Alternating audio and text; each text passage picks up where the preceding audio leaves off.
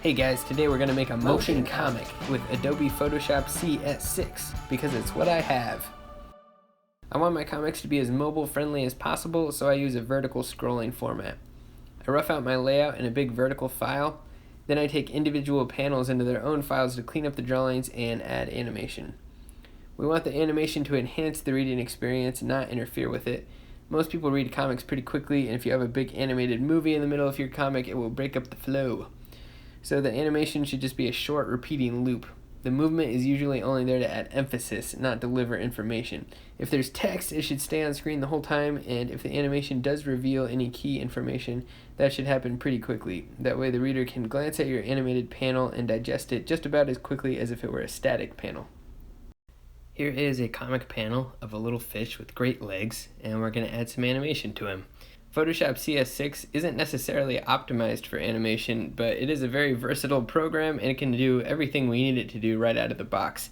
There are plugins and custom actions you can build to make it a little more user-friendly, and I might explore that in a future video. But for now, we'll just use the default settings. So first we'll go to Window, Timeline, and we have two options for our timeline: Create Video Timeline or Create Frame Animation. We'll create Video Timeline. Our three layers here, background, color, and line work, show up stacked vertically just like they do in the layers panel. So let's set our timeline frame rate. Usually I work at 12 frames per second. When we hit play, it scrubs through our layers, and by default these are very long. Let's bring them down to 1 frame each. You can zoom in or out with this bar here. And we'll leave our background nice and long. This is our playable area. When it hits the end of that, it loops back to the beginning. You'll also want to enable timeline shortcut keys. This allows you to use the keyboard arrows to toggle through your frames. So we have our fish guy, and then nothing. So let's make our next frame of Fishman here. If we make a new layer, it shows up on top, and again it's super long. Let's shrink it down, and we'll move it down here, and now this turns into a video group. So the next time we make a new layer, it'll show up in our video group. So now let's draw our next frame. We'll want to enable onion skins, which gives us a transparent image of the previous frame. If you go to onion skin settings, you can adjust how many frames before and how many frames after you are seeing in your onion skins. Now we'll zoom in here and we will draw our next frame.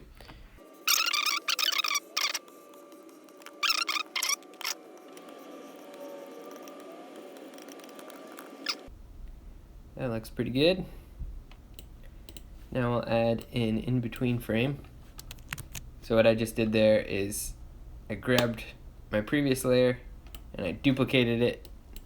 Now I'll erase everything that's on it.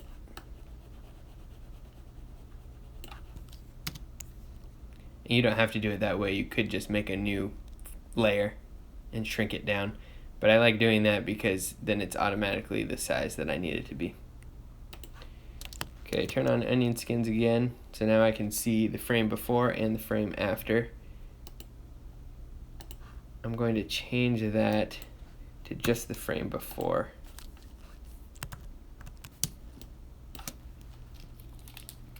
And I'll draw my in-between frame.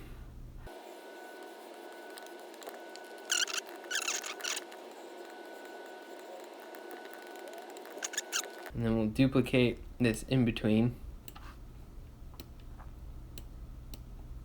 so that on his way up we also have it there.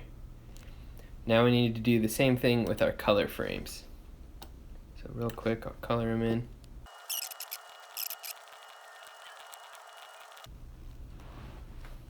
And he's dancing. Awesome. Now we need to export it as a GIF. We'll go to File, Save for Web. We're going to change the image size to 600 pixels wide. Looping options, it needs to loop forever. And then you can play with the color settings to get something that has all of your colors and isn't too heavy as far as file size. And we will save it as dancingfish.gif. And here's our finished GIF.